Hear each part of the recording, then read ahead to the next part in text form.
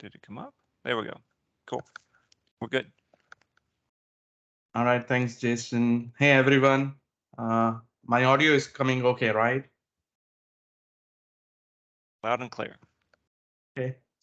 Jason, just give me a heads up if you lose my audio because in some of the other meetings I have been lately, my audio has been dropping, but I hope it won't drop today. And hey, everyone, I welcome you all to today's session for Boston Azure User Group. I would like to thank the organizers of the group who have given me this opportunity to present once again in front of you all, especially Jason and Veronica. I guess by now, as Jason mentioned, you would be aware that we are going to talk about running Kubernetes in Azure, or in short, we are going to look at the managed Kubernetes service in Azure, which is known as AKS. And before we jump onto that, I generally go ahead and introduce myself, but Jason has done a great job about that. He did cover everything that I wanted to talk about. Yes, I work at Capgemini. I'm based out of Omaha, Nebraska. I run Omaha Azure User Group. I'm Azure MVP. And yeah, I keep myself up to date on certifications. With that, let's jump into Kubernetes, for which everyone is here today. So to start with, I would like to start with the very basics for the benefit of people who have not worked on Kubernetes in the past. And then we'll see how you can run Kubernetes in Azure using a managed offering.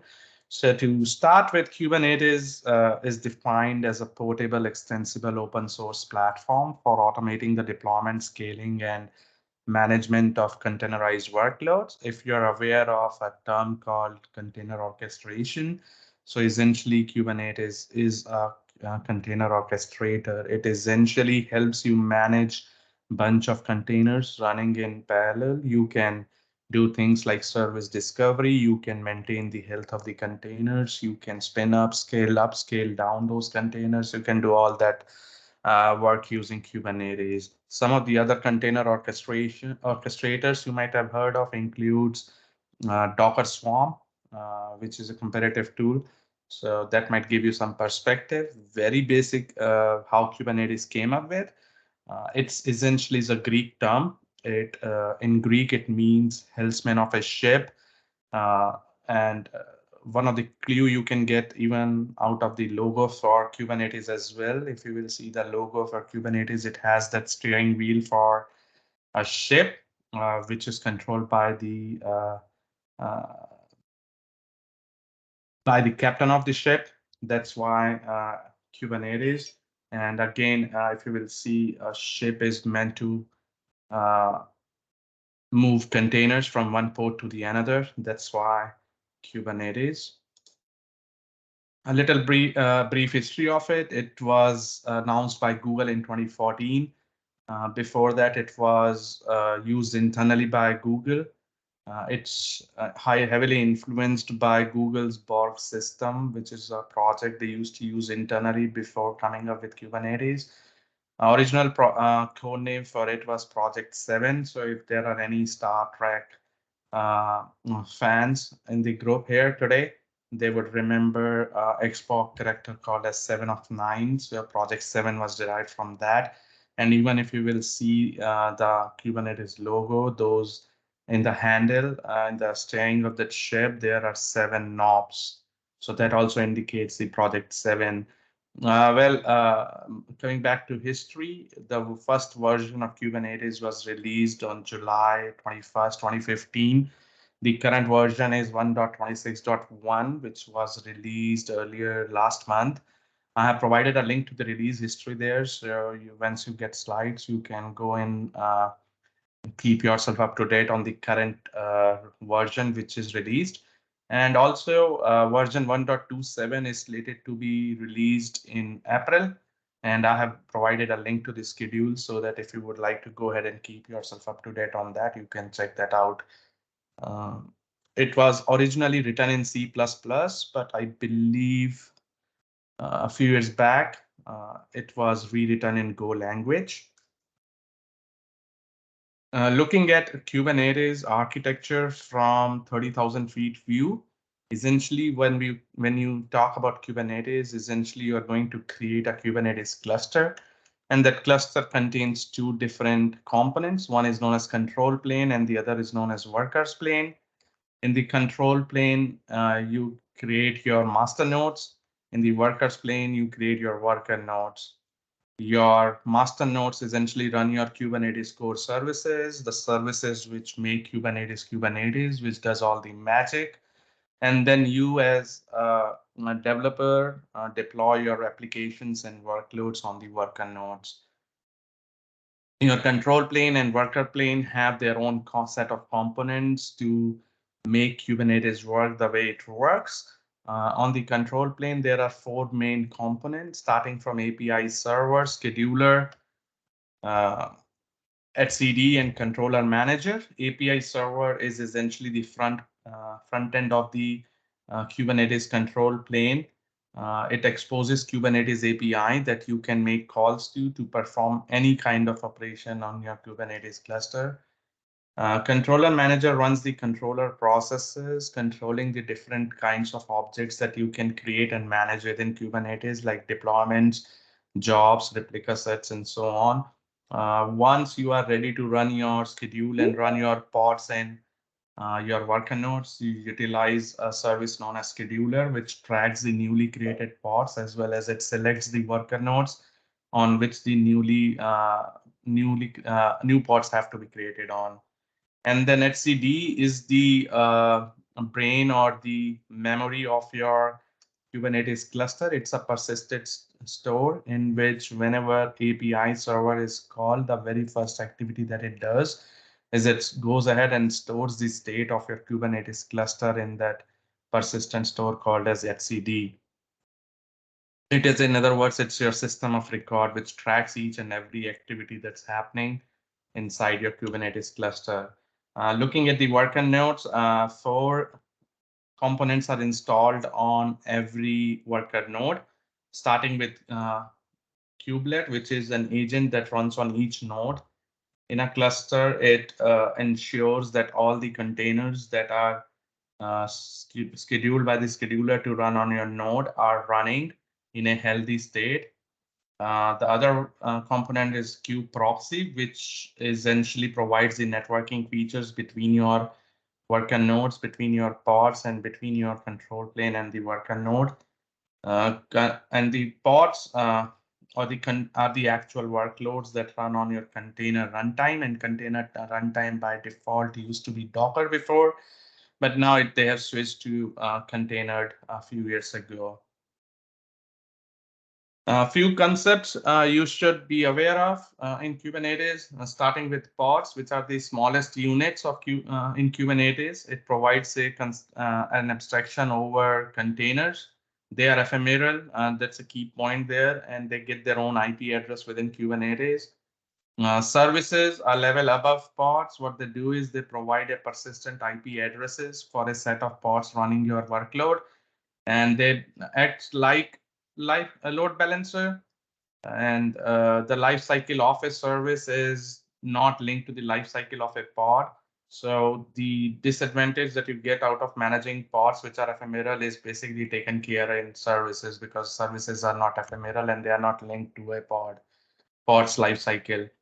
But services comes with their own limitations. Sometimes you want to expose your services running inside the cluster to the outside world over HTTP and HTTPS. So for that, you essentially utilize a component known as ingress.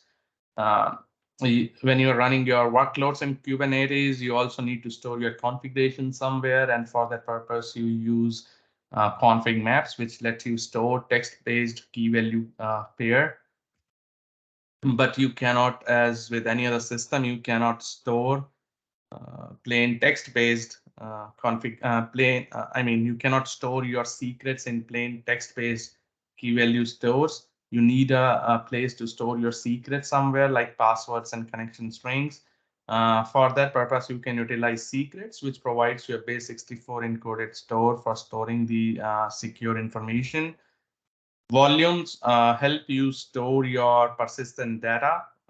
In Azure, you can utilize things like Azure Storage, Azure Persistent Volume. Replica set is utilized to maintain a stable state of your pods. I mean, you can create as many replicas of your pods within Kubernetes so that your incoming requests to the Kubernetes cluster can be handled.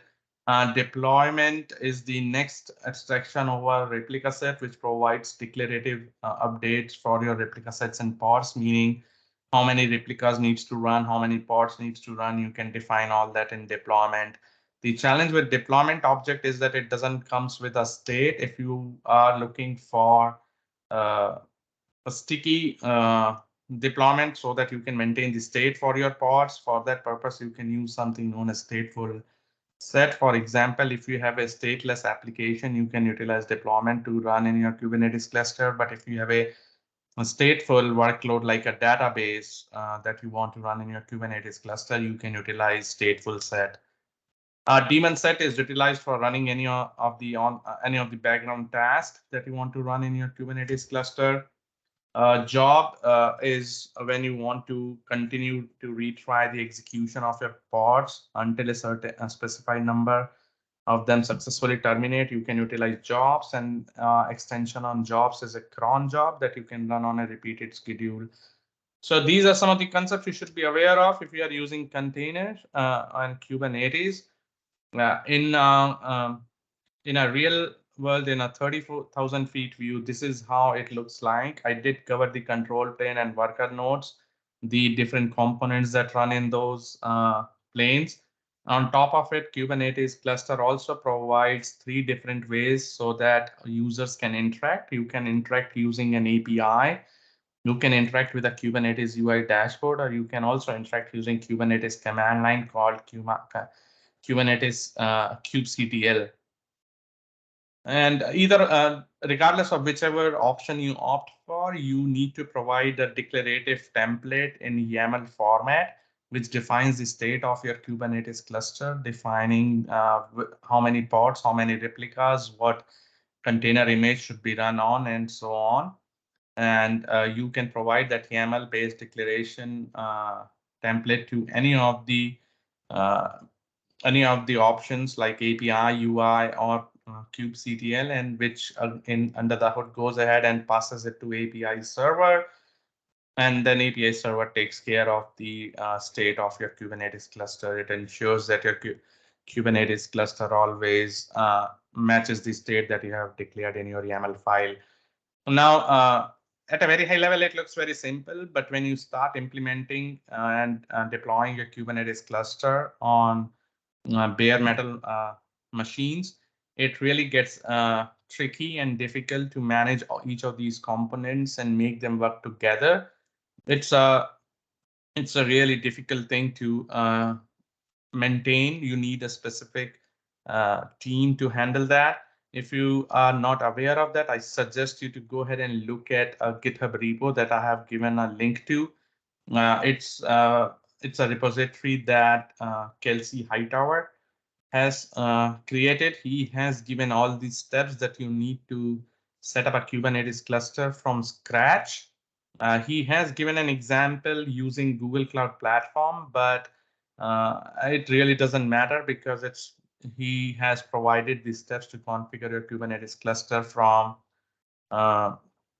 scratch, which you can replicate very well in Azure or in AWS or in any other environment. But the idea there is if you will go through those steps, you will realize that it's not easy to manage a Kubernetes cluster.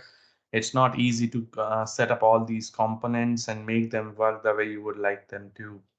And for that very purpose, each of the cloud providers, hyperscalers, have come up with their own managed Kubernetes services, which are kind of platform services. Likewise, Azure have their own managed Kubernetes service known as Azure Kubernetes Service. It essentially is hosted Kubernetes service in Azure. It reduces overall complexity and overhead of managing your Kubernetes cluster. In next few slides, we'll look into what are the aspects that Microsoft takes care for you when you create an AKS cluster.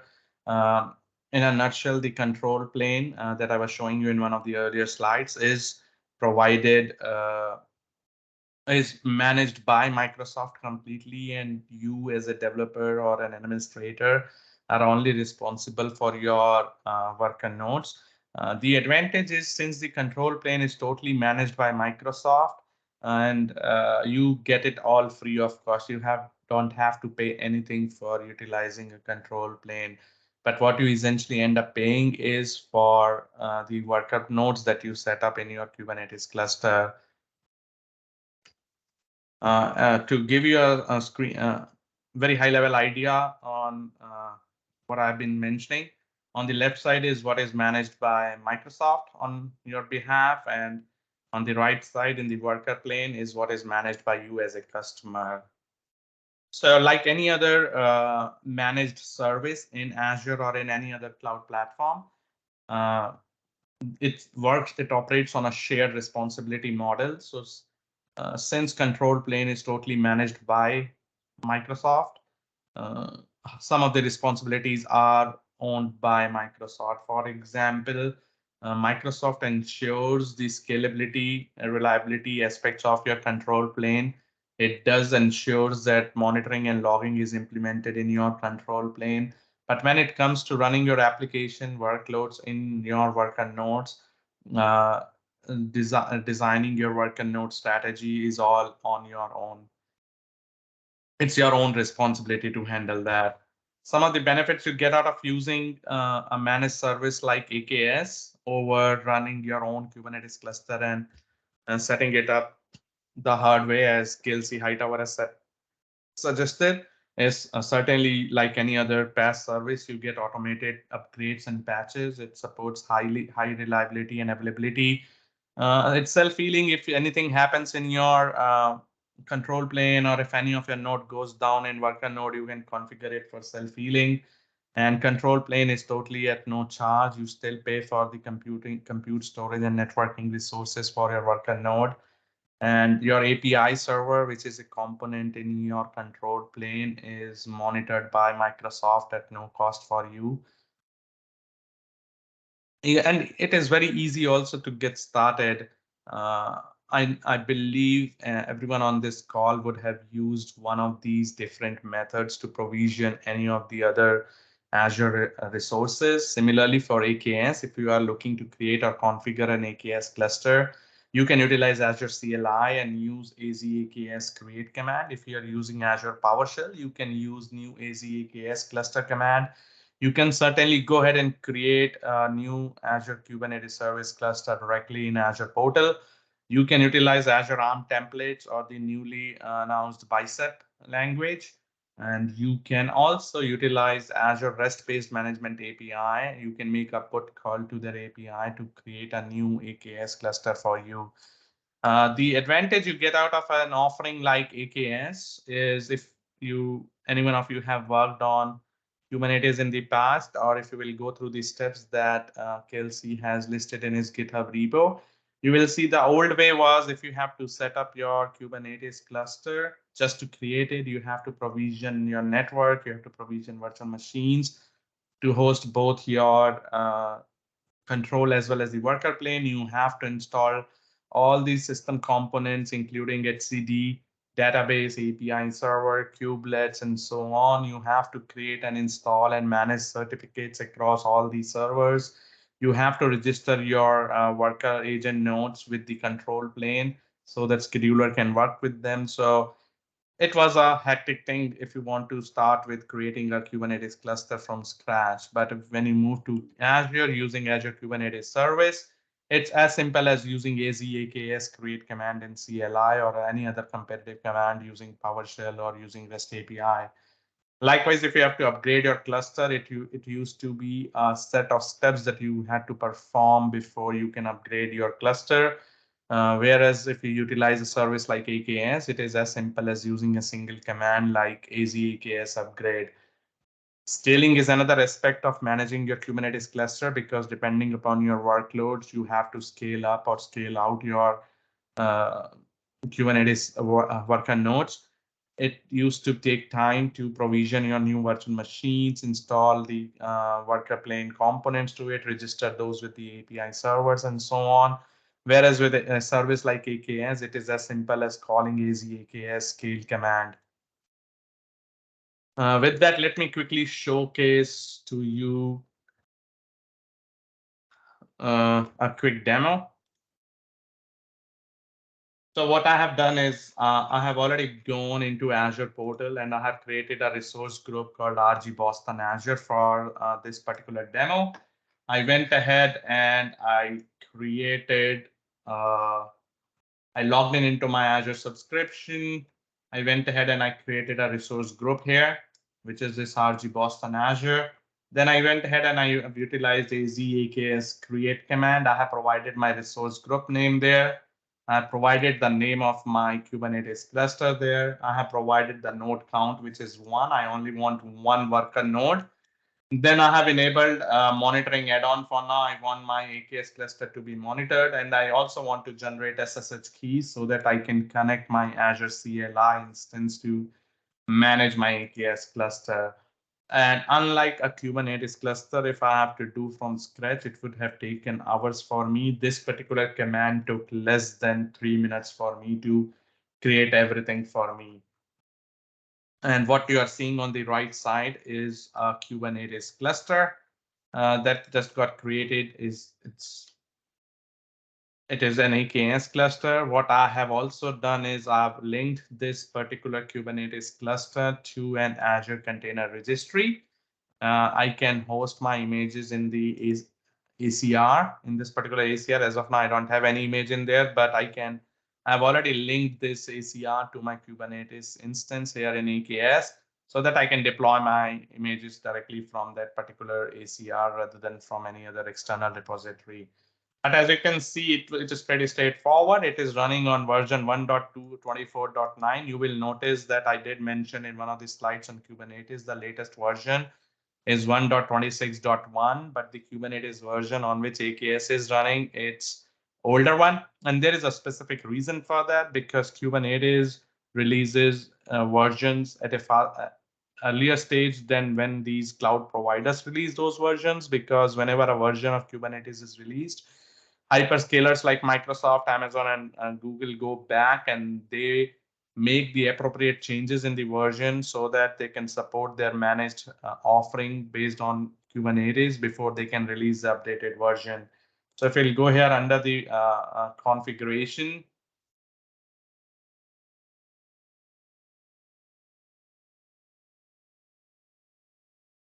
not here, cluster configuration, here you can go ahead and you can see the version that it is there. It is currently set to manual upgrade, but you can certainly go ahead and get it upgraded to a highest version that is supported by Microsoft today, which is 1.25.5. You can change it to automatic upgrade. Currently, it is disabled. And if you will go and look into node pools, as I said, I have provided it. I've asked only to create one node inside my worker node. That's what you see here under node count. If I go ahead and click here under node pools, node pool 1, you can see I only have one node which is running in here. Another thing you will have to be aware of that if I go here in this AKS resource, it's just a single resource.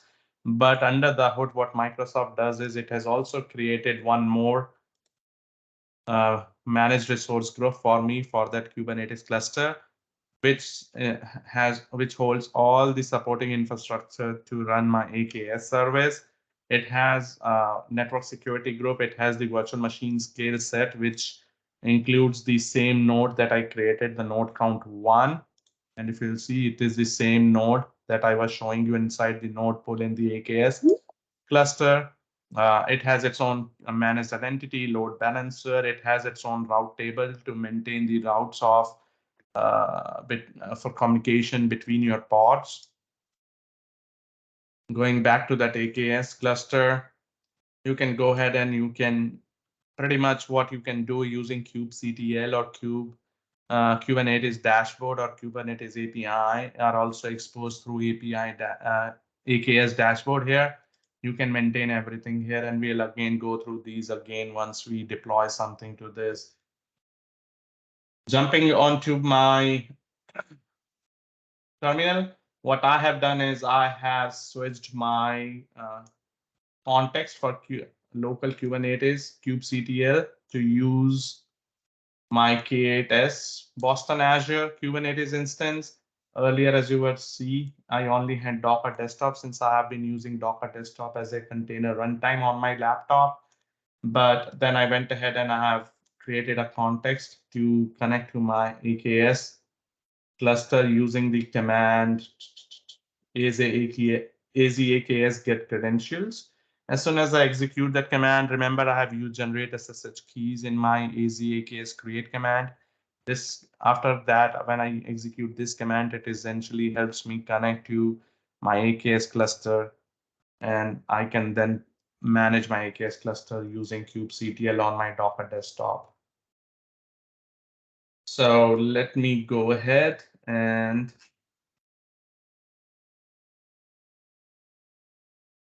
clear this. I'll go ahead and let's start with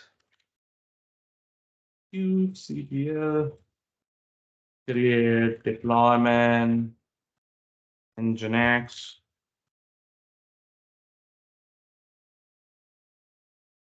So essentially, this is a plain kubectl command that you will execute it against any Kubernetes instance. In this case, since I've set the context to connect to my AKS instance, I'm going to create a deployment, Nginx deployment on my AKS cluster. Let me get my, as you can see, there is one Nginx deployment running there. Let me see. There is only a single pod. Let me go back to Azure portal and refresh this. And here's the Nginx deployment that I just created. As you can see, it's only running one single instance to ensure that I'm connected to the correct instance. Let me go ahead and edit my deployment.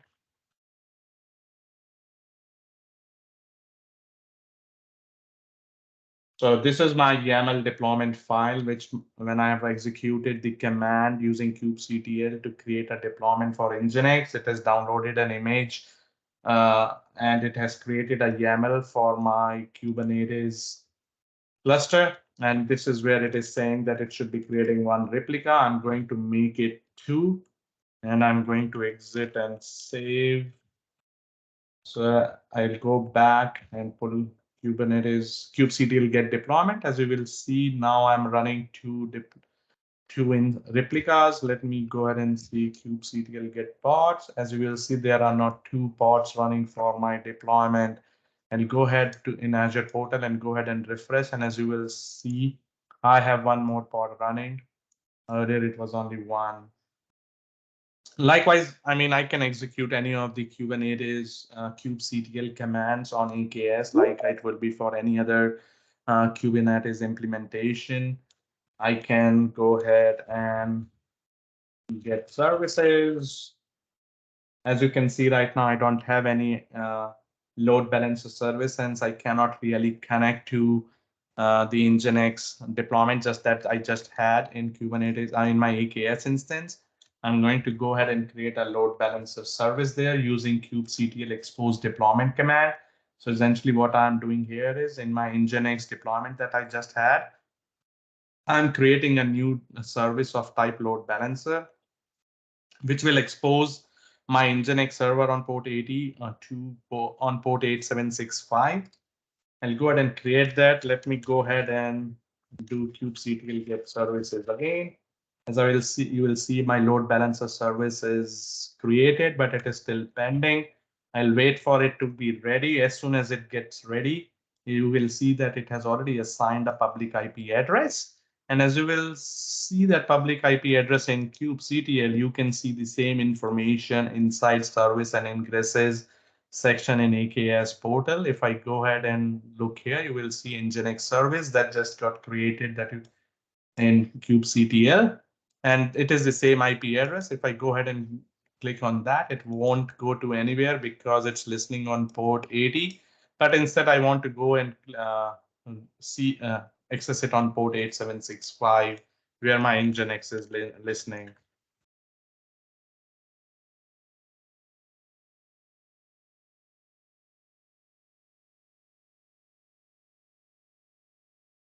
And here is my Nginx deployment responding within AKS. So with that, let me jump onto my slides. But the idea here was to showcase that how easy it is to get started, to get this particular Nginx deployment working, including the creation of the AKS cluster, didn't took me more than 5 to 7 minutes. Moving on, wanted to touch upon some of the concepts around AKS. When you are creating your AKS cluster, there are two different options. You can create, you can set up networking inside your Azure Kubernetes Service cluster.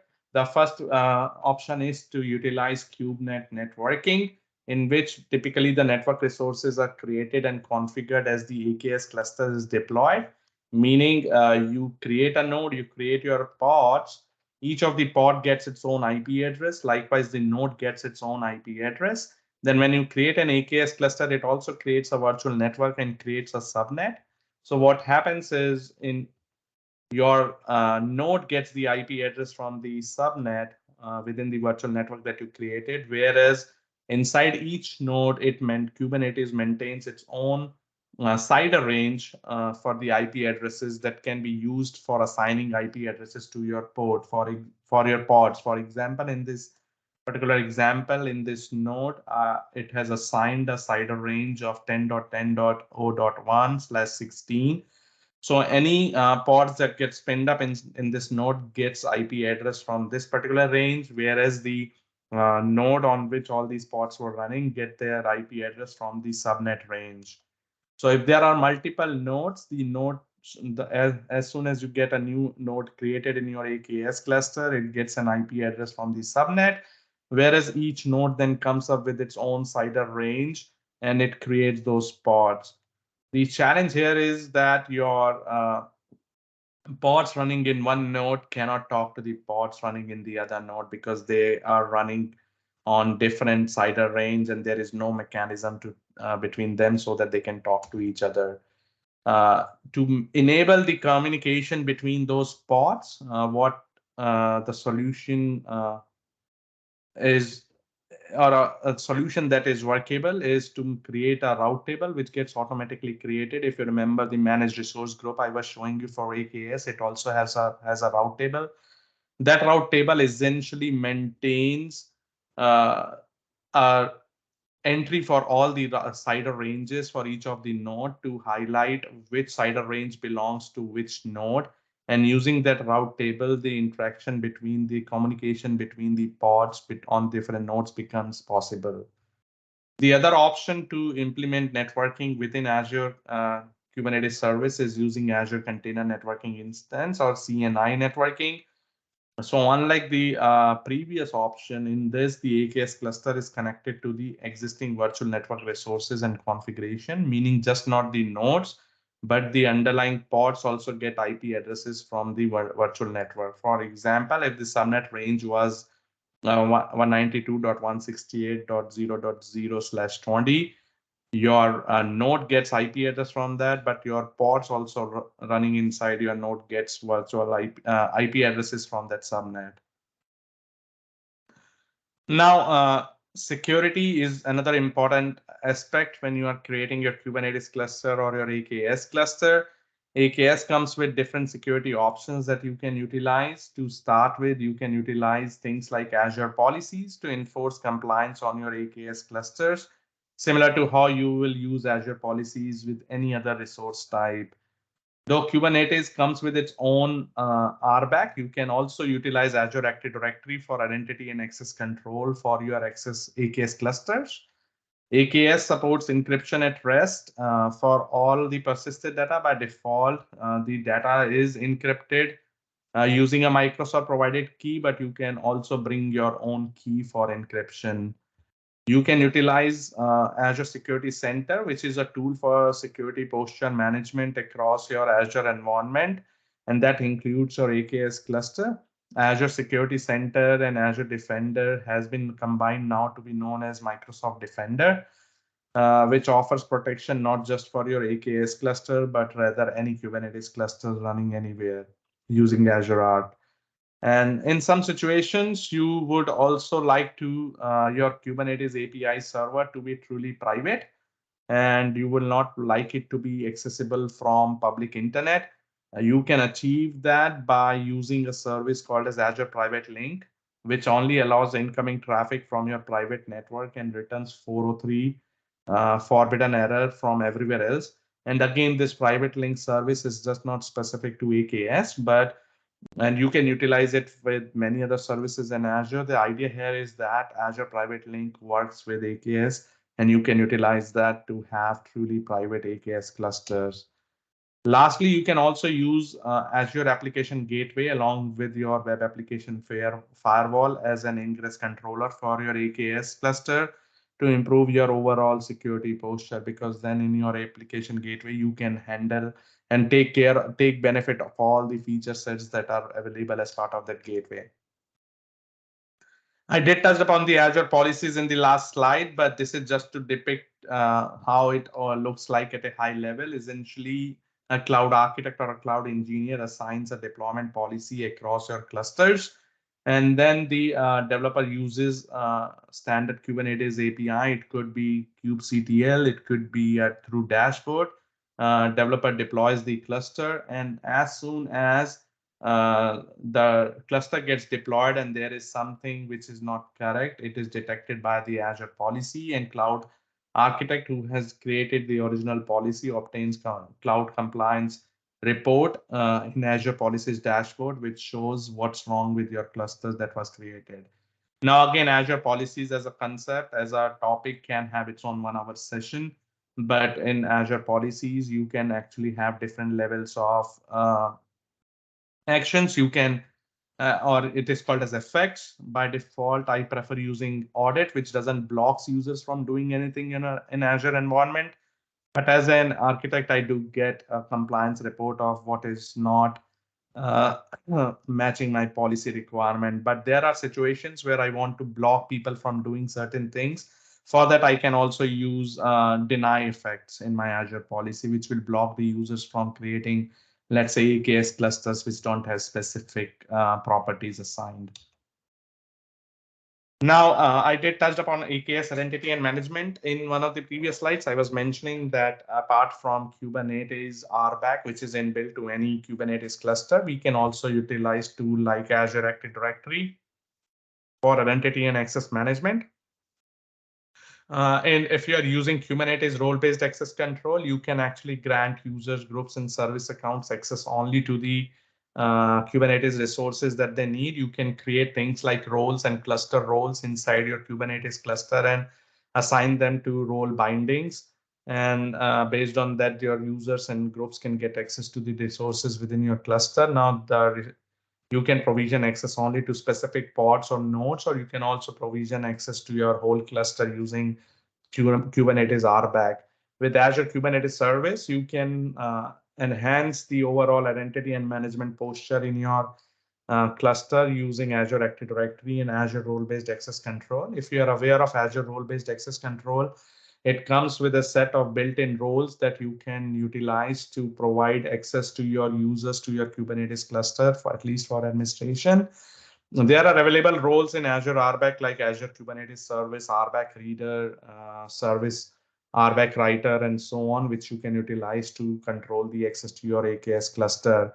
Now, one thing that you are seeing there is Azure Active Directory pod identity, which is very common today, where you can assign the managed identities at the pod level. This pod managed identity allows the workload or your application access the resources through Azure Active Directory.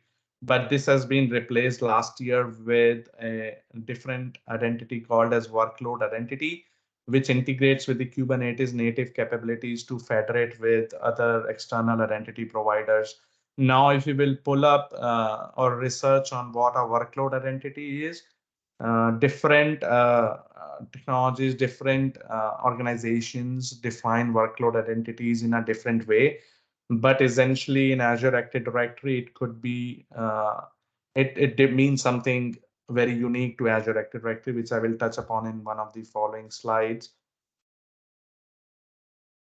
If you go ahead and integrate your Azure Kubernetes Service clusters, AKS clusters with Azure AD, you can grant your users or groups access to Kubernetes resources within a namespace or inside your whole cluster. Essentially, you remember I was using AKS get credentials command in my Azure CLI, that you can utilize the same command to obtain a kubectl configuration context, and then you can essentially interact with your Kubernetes cluster using kubectl. Now, this approach provides a single source for your user account management and password credentials. User can only access the resources defined by your cluster administrator through this means. Uh, Under the hood, if you are utilizing Azure AD authentication to connect your AKS cluster, what it essentially uses under the hood is OpenID Connect, which is an identity layer built on top of OAuth 2.0.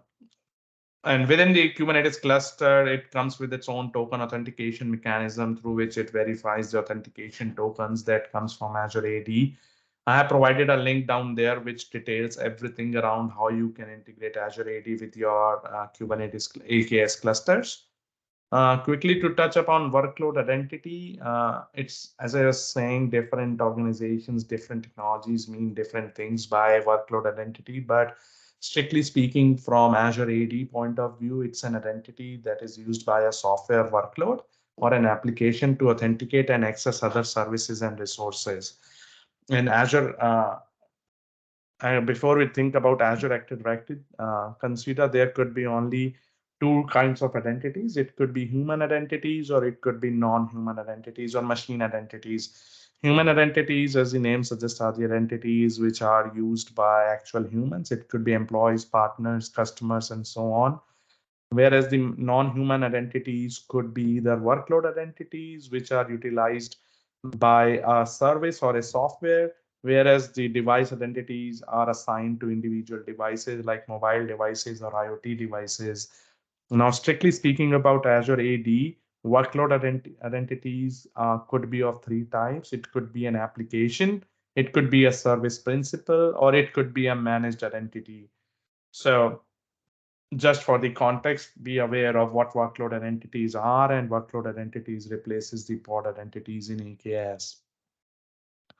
When you're deploying your Kubernetes cluster in AKS, scaling is a key aspect to it, because as you will deploy your workloads, as your workloads will be made accessible, you will need to scale in or out your underlying Kubernetes nodes and pods. For that, there are two different types of autoscalers that are available within AKS cluster. On the at the cluster level is a cluster autoscaler, which watches your pods that cannot be scheduled on the existing nodes because those nodes are out of resources. Again, those nodes that we are referring here are defined by the virtual machine sizes that you define inside your VM scale set. Once those nodes are occupied, or the resources of those nodes are already occupied in running existing pods, the cluster autoscaler goes ahead and spins up new number of nodes to provision the new incoming pods. Whereas the horizontal pod autoscaler uses the metric server in Kubernetes cluster to monitor the resource demand of individual pods. And if a single application or workload that you are deploying in AKS requires more resources, the number of pods are automatically scaled up or down depending upon the need by each application. There is a new event-driven auto-scaling known as CADA, which is a joint effort by Microsoft and Red Hat. It essentially auto-scales your cluster based on the underlying events. Whenever those events get triggered, your cluster is automatically scaled out or up and down. And I have provided a link down there for more information. But CADA is just not a unique concept within AKS. It is actually supported for many other Kubernetes implementations, including on AWS and Google. Someone asked about Go ahead. Yes, sir. We had a couple of questions, but one of them was relatively recent. Has to do with the identities. Uh, James was asking if pods have identities. Do pods have identity? That's right. That was what the pod identities are for, because when the original concept was for those pod identities, where each pod can have its own identity that can be used to connect to other resources. But that is being replaced now with workload identities. I Is think that it? that's what he's referring to. Cool. Does that answer your question, James? And there was another question, but we can cover it later since you I'm trying to go through, or we can take the questions at the end. That's fine. yeah, we can clear the others up at the end. Cool. Carry on in. Okay.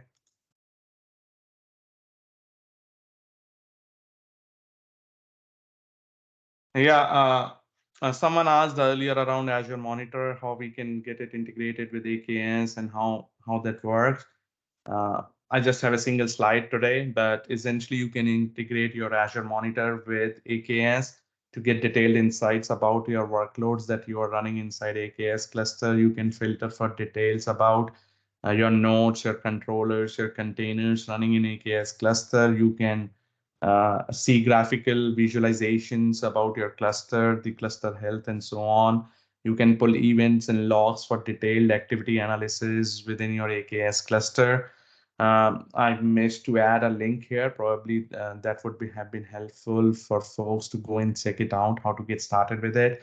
But it's the integration between Azure Monitor and AKS is very seamless, and it provides a way easy. It provides a very easy way to get insights into what's happening in your AKS cluster. Similar to monitoring, you can also utilize diagnostics within your AKS cluster, which helps you find resolution for common issues faster. It essentially, AKS diagnostics offers an intelligent and what you should say is a self-diagnostic experience. You can help you can easily identify and resolve the issues that are happening in your cluster. It is completely cloud native. It's part of your AKS implementation, and the best part is Microsoft doesn't charges anything for that, and you don't need to do any extra configuration to set up AKS diagnostic. It's all done when you're creating your AKS cluster.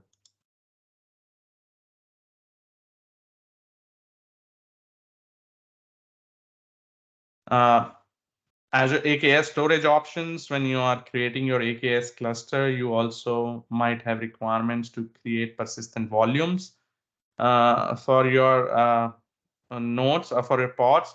For that purpose, you can utilize other supporting services like Azure Storage, Azure Managed Disk, Azure Files as persistent volumes. And you can utilize persistent volume claims to ensure that you can hook up to those persistent volumes.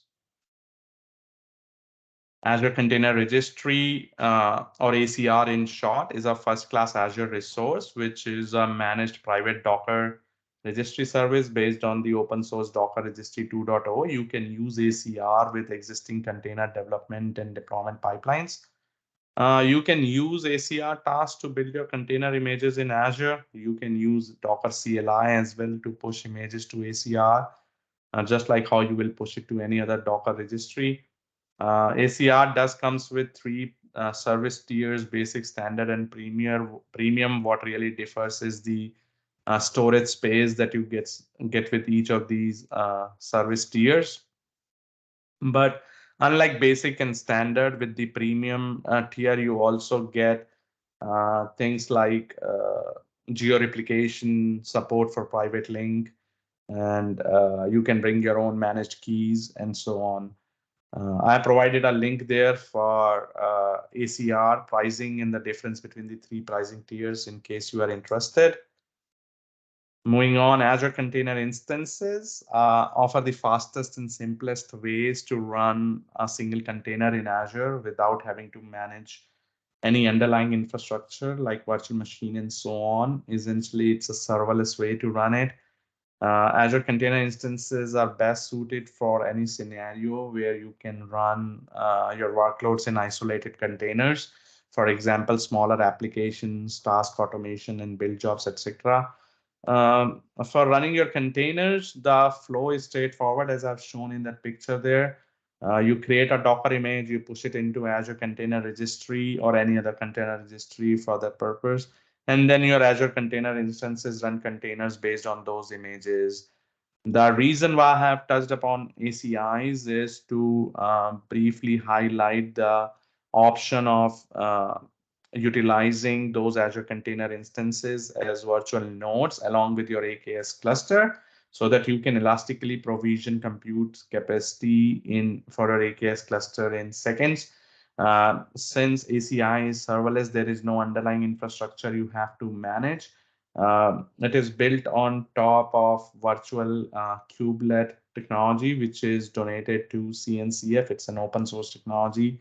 You can go and check it out, but essentially you can hook up your ACI instances and virtual nodes to your AKS clusters.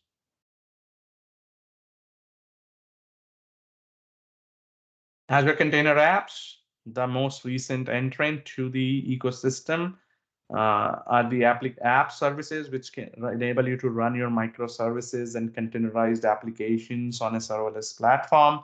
I haven't got a chance to play around with it a lot, but with the minimum understanding, the basic understanding I've got so far is it's kind of a serverless offering built on top of Kubernetes. So instead of KKS, it's a serverless Kubernetes based offering where you can deploy your use cases like microservices, public API endpoints using container apps without have to worry about maintaining underlying AKS cluster.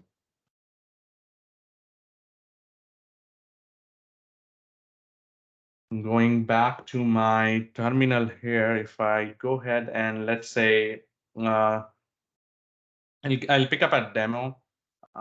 We can create an application on our local system as well, but for the demo purpose, I'm going to utilize a sample that is provided by Microsoft. It's a .NET sample, which runs a ASP.NET application. So the first thing that I'm going to do to showcase what it does is I'm going to run the container locally in my Docker instance to show what it does.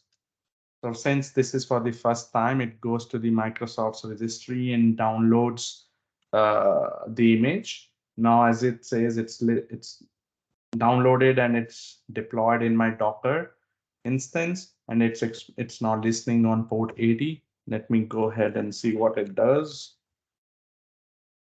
And it's listening on port 80.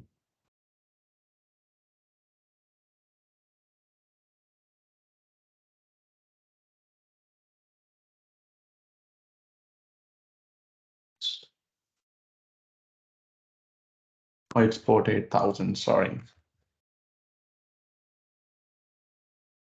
So as you can see, I've mentioned here, and I didn't check, I overlooked that, but on port 8000, it's mapped to port 80 on my local host. And as you can see, it downloaded that image, and it is very plain, simple .NET, ASP.NET application. What it essentially does is goes to my system and fetches the system configuration and displays it. Here is my host name. Let me cancel this and show you Docker PS. Oh, it's because I have shut it down. But let me run that again. I'll probably create a new. Go here. I will see Docker PS. You will see B303 FF is the container that's running. And if I go ahead and I refresh it, you'll see this is running in my local Docker instance. So the next thing I'm going to do, I'm going to verify my Docker images. Right now, this is running in my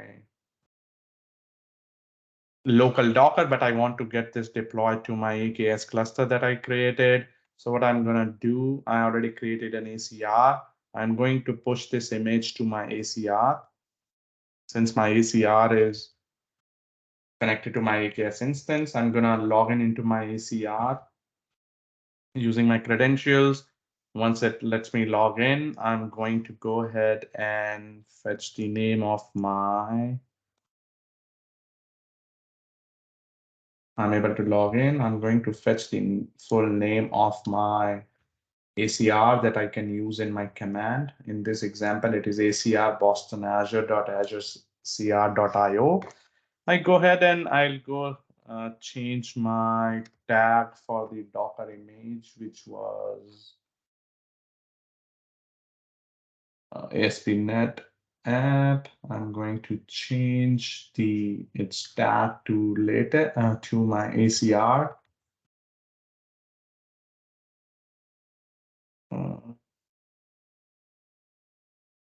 ID.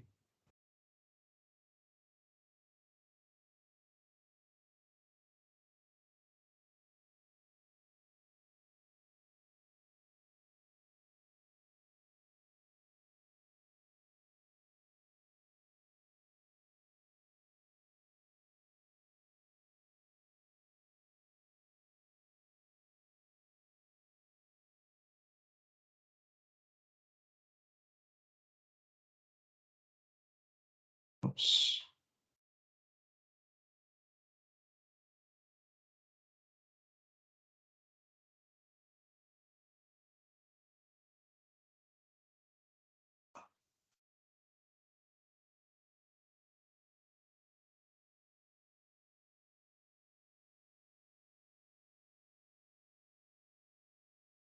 Okay, my mistake.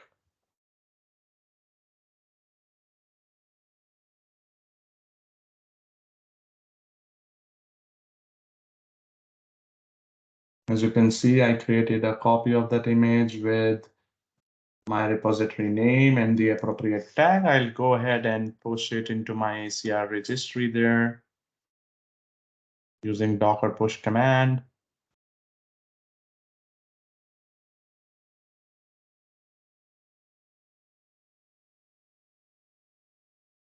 I'll go back to my Azure portal inside my resource group. Let me go back inside this and pull up repositories. You'll see that here is the image that just got pushed and it has the tag latest. Let me go ahead and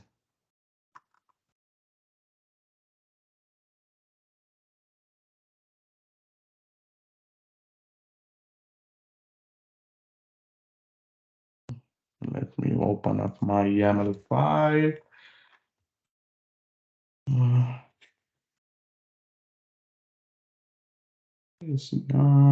Let me update my YAML file for my instance and deploy it.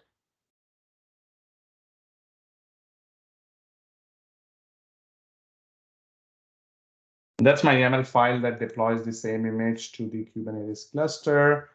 I'll go ahead and run kubectl apply command.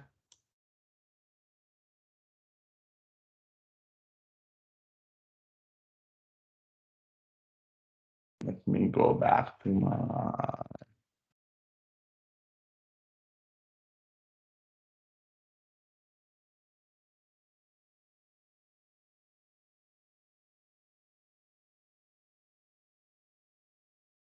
it's not ready. Let me see if it's failing. Looks like it's not able to access my. Let's go and see what's happening in my AKS cluster. It does got deployed, but it is failing. It is failing on trash loopback. Looks like I messed up with configuring my ACR with AKS, but the idea was to get it deployed and then access it using AKS, which is again straightforward. Thanks to demo god, my demo stopped working. But essentially what I was showing you so far was doing everything manually, where I can deploy my YAML files to my AKS cluster using tools like Docker and kubectl. just like how I will do it for any of the other Kubernetes implementations, be it on-prem or any other hyperscaler. It is very straightforward doing it with Azure Kubernetes Service, and it supports all the benefits I've shown you before. You can take it further. You can also integrate Azure Kubernetes Service with your CI/CD pipelines. If you are work for an organization where you use uh, a tool like Azure DevOps and you use Azure Repo and Azure pipelines to deploy your workloads, you can integrate it with Azure Kubernetes Service and you can deploy your workloads directly from Azure DevOps to AKS. What essentially you are seeing in this particular workflow is as soon as a developer make changes to your application source code, the code change is committed to Azure Repo, and then to start the CI process, uh, Azure pipeline gets triggered and pushes the image to container registry and then deploys that to Azure Kubernetes Service, which gets also hooked up to Azure SQL database, Azure Monitor for monitoring. If you are an organization who is using another tool like GitHub and Jenkins, you can integrate that as well with AKS. For package management within your Azure, within your Kubernetes, you can utilize Helm, which is a package manager, and you can use the same with your installations on AKS. Some of the best practices for AKS, plan your IP addresses correctly, plan for that. I always follow the methodology, measure twice, cut once. So plan your IP addresses strategy up front before creating your AKS cluster. Always keep your AKS cluster to the latest version or whatever is supported by Microsoft. Uh, Utilize Azure AD for identity management as much as possible. Secure the network flow, the data flow to your AKS. Um, Compute for your base cluster, policy management. Utilize things like Azure policies. Uh, Always try to utilize things like CI/CD pipelines, Azure DevOps. That's some of the workflows that I was showing you before, and avoid managing your AKS clusters manually using Azure Portal. Some of these best practices are listed on the link down below there. Feel free to check it out. If you are interested more about learning on AKS, there are a handful of resources that you can refer to.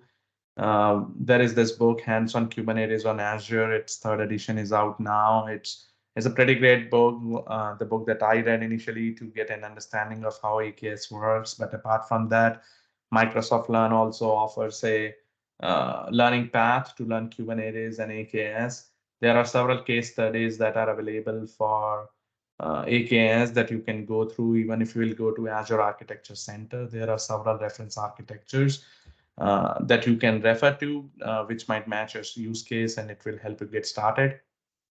If you are, if you want to stay up to date on what's coming up in AKS in terms of feature sets, then you can go and track that on AKS roadmap map, and then again you can start with for free. Recently, Microsoft announced the free tier in AKS, which essentially is just not free. You will still have to pay for the worker nodes, but still it doesn't. It's a very less expensive than the premium one. That being said, uh, this is a time for question and answer. And if you would like to connect to me, you can connect to me as Jason was saying, you can connect to me with on social media. You can send me email, you can connect me on LinkedIn, Twitter, whatever works for you. If you're looking for slides, you can scan this QR code and you can download the slides. And if there are any questions, I think I would love to answer them. Yeah, we've got one question from Nathan Weeks, and feel free to come off mute if you want, Nathan. He was saying it's been a while since he's played with AKS, but he was wondering if they've made setting up an ingress or load balancer with TLS termination any easier than it used to be. I don't know when he has done that, but if we'll go inside the networking tab here, this is where it gives this. The only condition here is you should have either an app gateway already created in the past, or you can go ahead and create a new from here and provide the configuration and get it set up. So it is as easy as it is here. It definitely seems like it closer than it used to be when I was playing with it last. Yeah. And likewise, I mean, you can set up other things as well inside this, what you are seeing here. I mean, if you have your applications that needs to be exposed to internet on HTTP, you need to have your application routing enabled. It's just a checkbox here. You can, if you, as I was saying in my slides, you can utilize private link to keep your AKS cluster truly private. In that case, if you have a private cluster, you might still like your API server to be accessible only through authorized IP addresses, and you can provide that IP address ranges here, and it will restrict access to your API server from only those authorized IP ranges. And I generally recommend this as a best practice to limit access to your API server using IP ranges. Yeah, that makes sense. They have been improvising on this a lot. This has come up a long way. I still, when I look at GKE is still little advanced, probably one step ahead of AKS and EKS for AWS. The primary reason is because Kubernetes was a Google's project, so they somehow have that advantage for them, so that they can actually be one step ahead. But I have seen AKS has come up really well, and it's a great offering. And with Azure Arc coming up now, you can connect to different other Kubernetes instances and manage them similar to how AKS is managed. I haven't played with them a lot, but that also looks very promising. That's cool. Also, probably helps to have Brendan Burns part of the team. Yeah, and I have published my slides. If anyone needs slides, they can scan this QR code and you can download it. And I know, Jason, you have been recording this and you will be uploading it in YouTube as well. Yep, I will mention it in the meetup whenever I get it published on YouTube. Awesome. But I asked, doesn't look like we have any other questions out there. Lots of positive feedback. Nathan said it answered his question. He wasn't aware of the app gateway ingress, so he's gonna look into that. Awesome.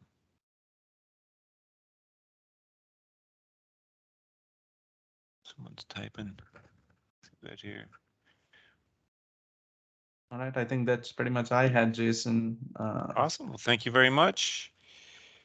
And yeah, we'll touch base later on. If we get any other questions, we'll make sure we can get those answers too, everybody. Send my way, and if anyone wants to connect with me, feel free to connect on Twitter or LinkedIn, and I'll certainly love to help you and answer any queries you might have.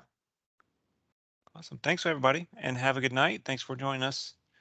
Thanks all. Have a good night. Thanks, everyone. Bye, everybody. Thank you. That was a great presentation. Thank you very much. Yeah, thank you. Thank you. Thank you, Vaibhav.